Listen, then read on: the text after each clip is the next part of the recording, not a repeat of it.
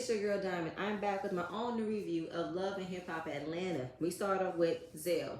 He is throwing his baby mama reveal because Brianna decided to keep the baby, and he's going to invite all of his friends. Carly got the invite, Bambi, Jessica, Kendra. He is extending the olive branch to Sierra to come. That's nice. We see Scrappy and E-Money. They have a conversation about Erica. Imani and Erica have been bumping heads, so they need to have a big family conversation to discuss the problems. So now we get Jessica. Jessica is at a ranch. She invites Shekinah to come along because Jessica is in fear that an apocalypse is coming. So we have to learn how to live off the grid, live off the land, grow our own crops, produce livestock. And she had a point. We don't know when the world is coming. We should learn how to plant our own food and learn how to sustain ourselves what we might not have later on. But the apocalypse, baby, I'm not sure.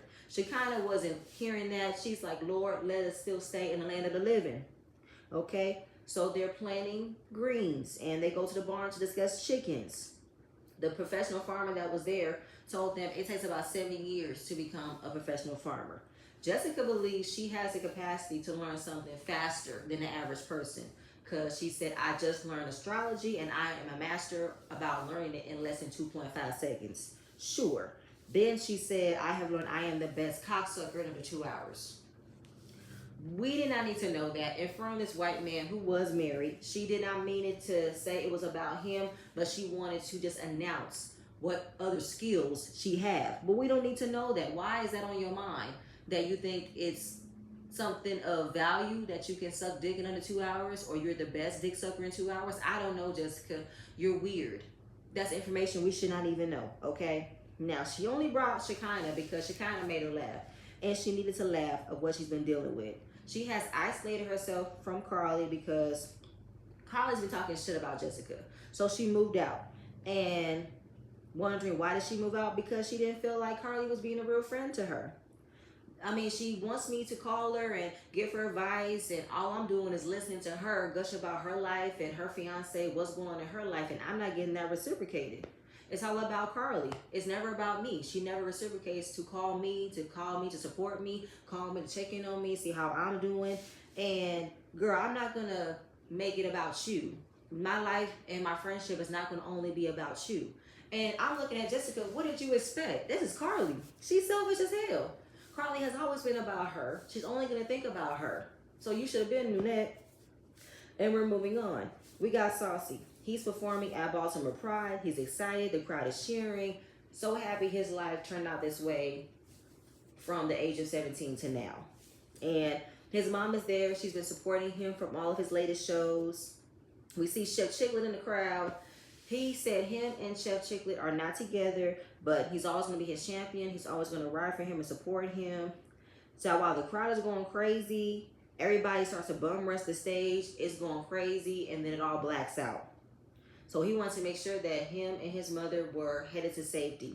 It's the next day, and he's talking to his mom about the event. So it turns out there was a fight that broke out between two people.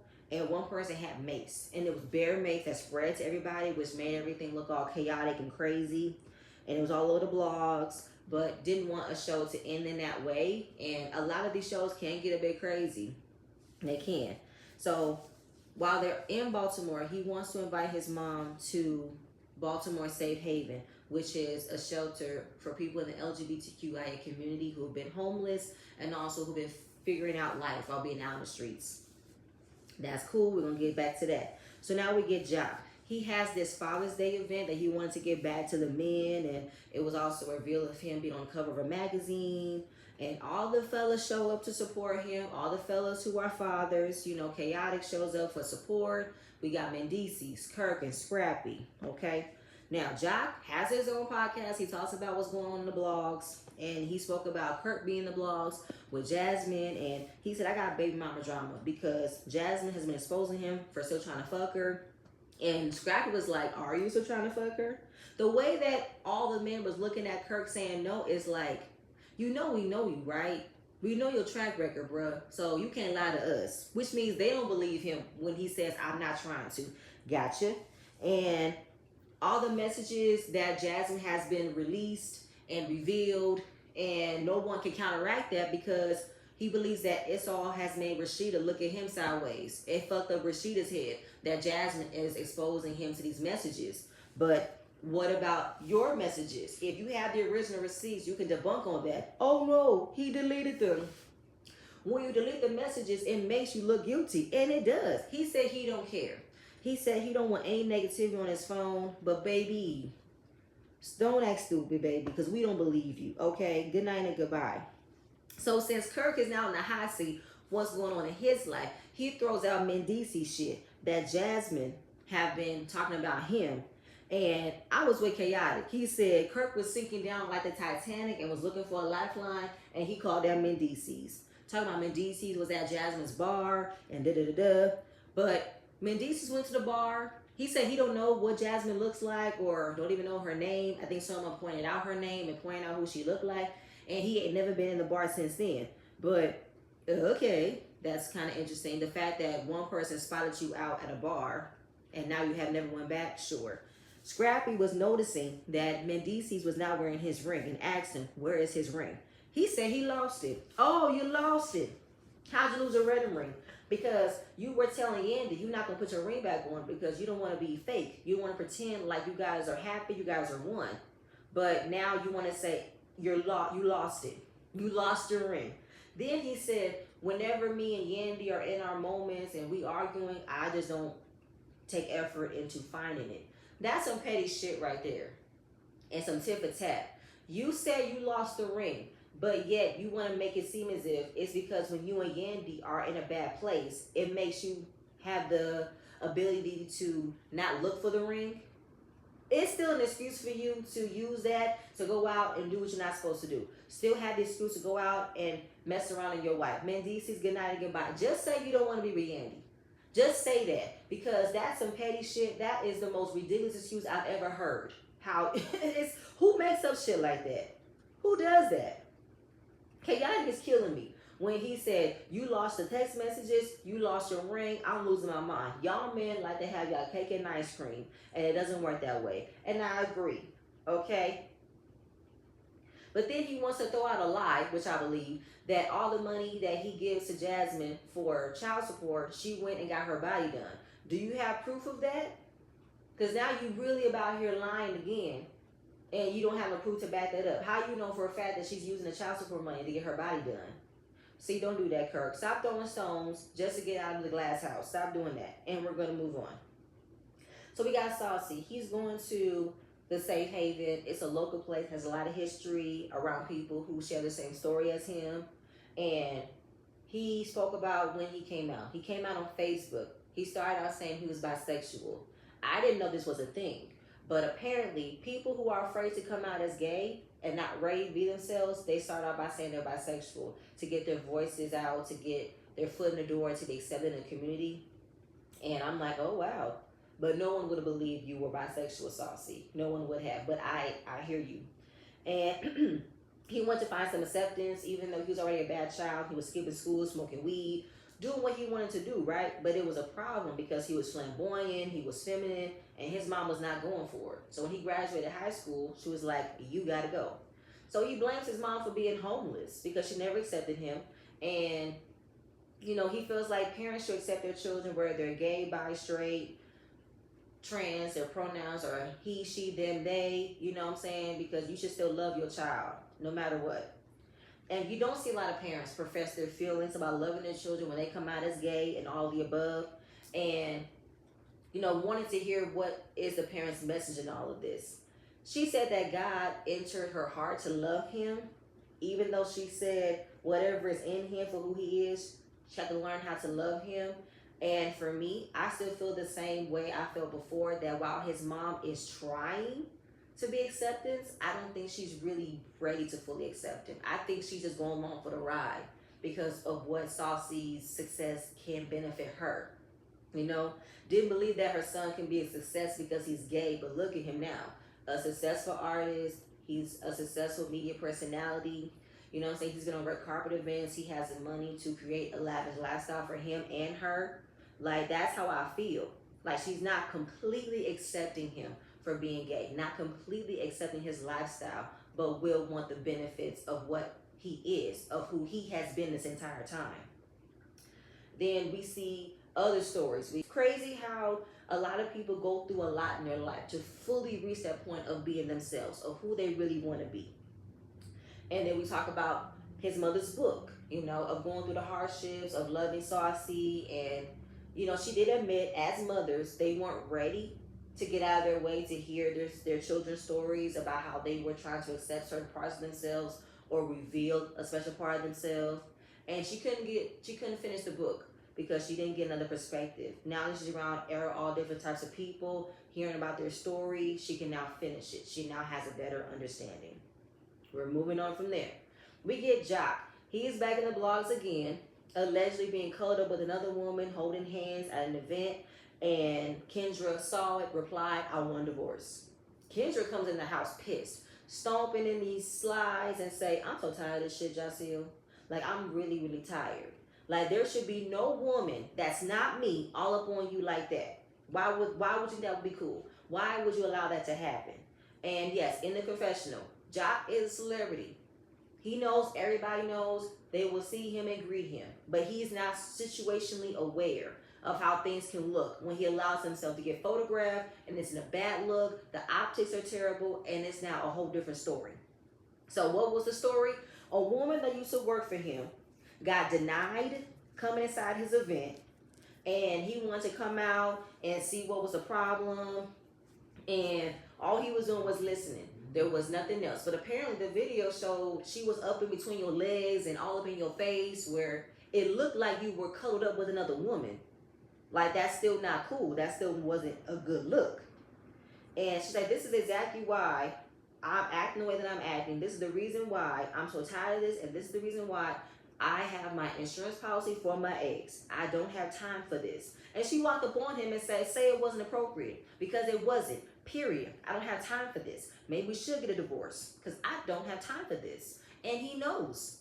He is hurt that she said they should get a divorce, but he is agreeing with Kendra that no woman that's not his wife should be all up on him, period.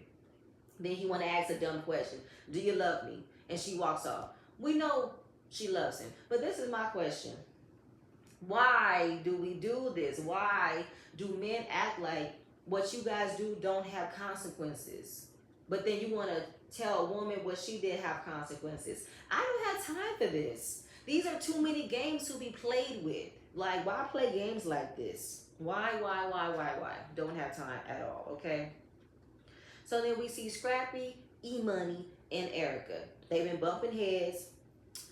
Erica said that E-Money's grades have dropped. She got involved with some little boy. They got her head in the clouds, and she's not focusing on her, and she's not focusing on her life in general. So we need to have a conversation. So E-Money have been living with Scrappy since she got into it with Erica, and that's why they need to have this conversation so they can lay it all out.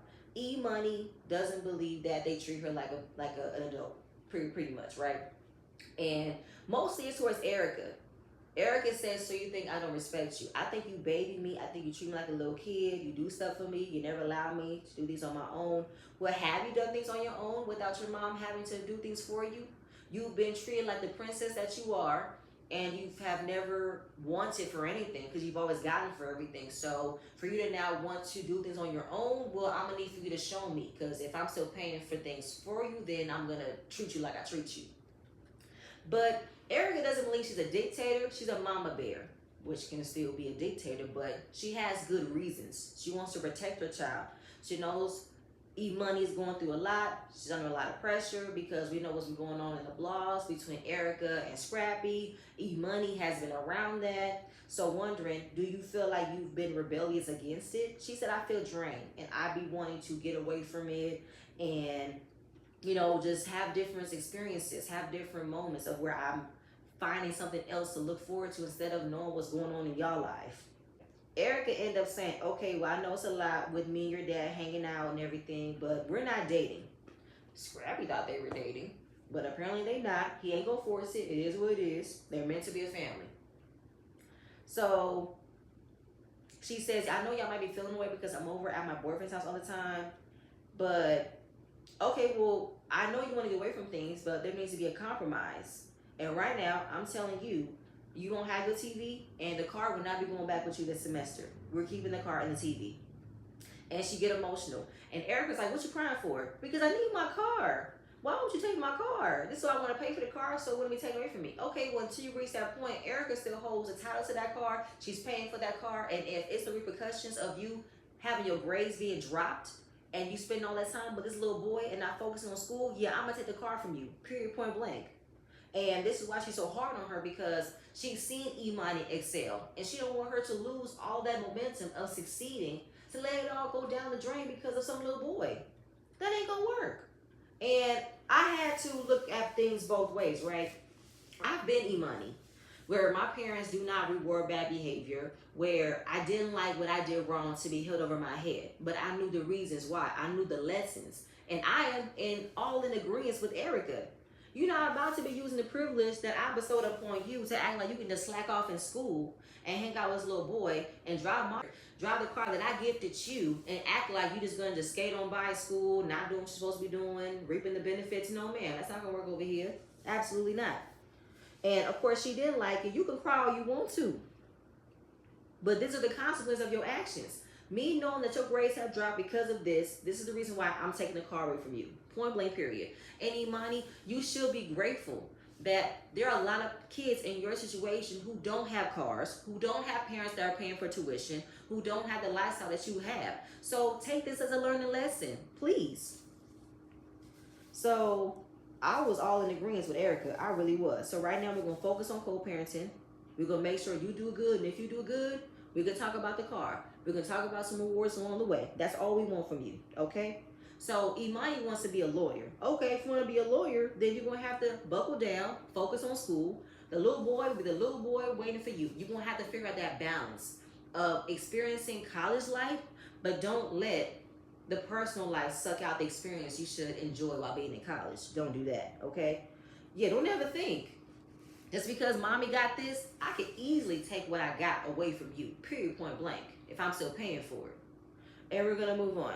So now we got the baby mama reveal. Zell looks super excited now that she's keeping the baby. So now everything is a reveal. The baby mama reveal, the gender reveal, the baby's reveal, everything, right? I'm so happy for Zell. I really, really am. So Bambi is adjusting Kendra's outfit, which is really, really cute. And Jessica just goes off by telling Kendra she needs to divorce Joc. Leave him, girl. Leave him. And I'm like, Jessica, who asked you? I'm with Shekinah. She know who she married to. Shut up. Just keep on going on and on. And listen, Jessica, everything you said about Joc was not wrong. Okay? He does embarrass her. I hear you. Okay? But this is not the right time for that. And Kendra, she didn't come here for this. She wants to escape the problems, save face, and just have fun. Okay? Jessica says she's blunt, and this is something important for her to tell her friend. But it's like, Jessica, where was this energy when Nick Cannon was embarrassing you for all these years? Where was that? Either way. So she feels like Joc is not going to change. He probably won't. And Zell took Kendra to the side to ask her about what's going on. What was going on your mind when you found that out? She said, I did want a divorce. Because if you can't even act like a man walking down the street, like you a married man, then I don't have time for this. Like, I'm still young, I'm still rich, I'm still successful. I can have any man that I want to have. But if you can't be the man that you told my daddy you will be for me before he died, then I don't have time for this. You know what, Kendra? You can have the I am woman hear me roar, but will you actually do it? Will you actually say, I am done? This is the final straw. I don't have time for this anymore. But who knows, right? We've been through this before. Kendra fussing at Joc. Joc is now used to him fussing at her. I'm used to her fussing at him. Ain't no way in hell she gonna change that. I don't know. I don't know. Even Zell said in the confessional, he believes that Kendra can do so much better than Joc. Joc needs to learn how to be a better husband. That's it, right? But if she doesn't, she can leave. But then we see the cameras go down. Why are the cameras going down? It's an ambulance. Who are the ambulance for? They were for chaotic. He passed out in the bathroom. His blood pressure was elevated. Bambi thought it was because she was thick, because she was wearing these cute little flannel silk shorts. And he's like, nah, nah, nah. I'm just gonna go to the hospital and see what's up. He says it was a sign from God telling him he need to get out of there because will there be a knowing there will be a baby mama reveal, there might be a reveal of something else. Why? How did you know, chaotic? How did you know that something else was gonna be revealed at this baby mama reveal? Now, of course, Zell was nervous as hell. He was like, oh my God, what's going on? Is it Brianna? Is it the baby? But it wasn't Brianna or the baby. It was chaotic. And he's happy it was chaotic. So Sierra comes in, and for Zell to invite me to this event, I'm like, Zell be talking too much shit. And he always does things. We always have this energy back and forth. But ever since there's been a lot going on in my life, I need a friend. Okay. So, okay, happy that she came. Carly came. Zell made a joke how she's been engaged 10 times. Y'all barely get engaged once, blah, blah, blah.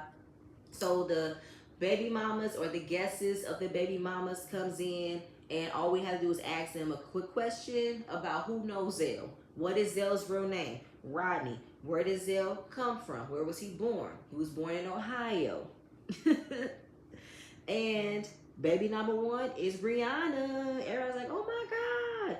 And Sierra said, what? Zell, you didn't tell me that Brianna was your baby mama. I know her. Her sister used to come to my shop all the time to get their makeup done. I had a line outside the door. Man, I know her. Okay? So then Carly comes by, sees Kendra, sees Sierra, and says, oh my God, if this not his baby in 2 months, I'm going to be disappointed. Why would you say that? Why would you have that doubt that this isn't his baby? What type of friend are you, Carly? Just rain on everybody else's parade. So Zell comes in and said, hey, friends. Sierra's like, I'm back in the friend group. He knows that him and Sierra have been going back and forth. He tells Carly, I know you and Bambi have been going back and forth, so I don't know what's going on with y'all. Then Carly want to talk about, I might need an attorney. So she looks at Kendra. Kendra said, I can't do that. It's a conflict of interest. But what was the point of you needing Kendra? Zell said, Bambi, get over here. They're talking about lawyers. So we get to a gate. I don't know how long it was, but Jessica was staying at one of Carly's properties. And they went and checked in on her, Carly and Bambi. When they left, the gate that pretty much closes the guests or the people who live there behind you, it closed too fast and Bambi didn't see it and she crashed into it, and in the end Carly had to pay for the damages. Well, it was your property, but I do believe that since Bambi was the one who crashed the gate, she should pay for it. But do we have that conversation? And when did this happen? How long was it? I need to know that part. So we get Bambi hearing about how she needs lawyers, and she's like, why am I needing lawyers? What's up? I don't know. Did y'all peep the way Carly was hiding behind Sierra and trying to have a conversation, but still making sure she was behind Sierra because Carly can't fight? She said, girl, I contacted you a while ago about that gate. So Ben was like, bitch, you still talking about this damn gate? Okay, so this was a conversation y'all had before. Why have we not talked about this now? This should have been something we should have been got down to it, because this is like who's right, who's wrong. We could have gotten both Carly's side and Bambi's side. For Carly to just talk about this damn gate but didn't get no context to it, it's still weird. Then she said, wait a minute, you still a weird ass bitch for trying to get with my ex. Who? Kai. Are you serious right now? The same Kai who you just had a scene with about how you want him to stop stalking your page? That Kai? So Bambi said, you a weird ass bitch. And then she tried to reach out and threw a fist, but of course security caught him. Carly threw her purse. Of course, she always throws her purse. And I'm like, Carly, which one are you really mad about? Either you mad about the damages to the gate or you mad about her fucking your man. Either way, this was someone you not with anymore. Why are you mad about it? Make it make sense. Why would we believe what you say anyway? And then it's so crazy hearing Carly yell out, slut, slut, slut, girl. Who was you talking about? You? You gotta be talking about you. And like she said, why would I be fucking with him? And Bambi said in the confessional, this was someone who you call a stalker and a liar. Why would you believe him to tell you I'm fucking with him? You a weird ass bitch. And then it just keeps on going back and forth, back and forth. Bambi threw her phone and it made contact. It actually hit Carly in the face, and I'm really happy about it. Now Carly will be like, why can't women just talk? Why you gotta yell? Why you gotta resort to violence? Why? Because I called you out on your truth? You mad about it? Carly, please. You have promoted violence as well. When you can use your voice, you can use your hands because you can't fight. Fuck out of here. You've thrown veggie platters, you've thrown purses, you've thrown champagne glasses. Carly, get the fuck out of here. For you to be like, why can't we talk like ladies? Shut up, shut up, shut up, shut up. You do all this shit because you can't fight. And girl, good night and goodbye. Because, okay, it's one thing to be mad at me that I'm doing business with your ex, yes, but to say I'm fucking him, that's crazy as hell. Then we see Shekinah. She's saying, what's the problem? Barry fucking with Kai. She ain't fucking with Kai. Yes, she is. Because Kai don't do business with nobody unless you fucking him. So that's how you got involved with him, Carly? Because you guys were supposed to be developing a beauty brand. And this was someone you were fucking. So for you to say he don't do business with nobody unless he fucks them, that applies to you. But Shekinah said that's not true. I've been doing business with him and I didn't fuck him. Like, why are you trying to assassinate someone's character by saying he do business unless somebody fucks him? That don't apply to you. And Shekinah said, girl, you doing too much. I can see why Bambi is upset because you're accusing her of fucking Kai. But baby, Kai is a very prominent businessman. I've done business with him. And he ain't ever trying to fuck me and I didn't want to fuck him. Girl, you mad because nobody want to fuck him but you. That's why. Bambi don't want to fuck him. You want to fuck him, Carly. Girl, good night and goodbye. And Carly's spazzing out of control. Now she's saying Bambi's fucking Amy's ex-man. We've already debunked that. It's ridiculous. Carly, good night and goodbye. Sierra's like, I'm about to have a breakdown. Like, this is too much. And Shekinah comes in and tells Bambi it's unfair for her to say you fucking Kai because you're doing business with him. And I told her that's not true. And now I'm hearing you dating Amy's ex-man. Like, this is too much. Maybe Jessica is right. The world is coming to an end. And I really wanted Bambi to connect with her fist, but I'm happy she connected with that phone because, Carla, you doing the most right now. Like, girl, make it make sense. Like, you really are trying to paint Bambi out to be this ain't shit ass person when it's only you. It's you. You say she fucks everybody. Girl, you fuck everybody. Why? What? Carly, these antics have got to stop, ma'am. These antics have got to stop. You always do this every single time. When you're on a show, you always start shit with other people. We don't understand why. You do it for a moment. You do it to have a splash for your storyline, and it be like, girl, we tired. We see through the bullshit, okay? But that's it. That's all I have. Next episode is going to be a mess again. I'm going to be happy for Zell checking Yandy. I'm going to be real happy about that. But y'all, please stay tuned for my next video, and I'm going to see you guys later. Bye.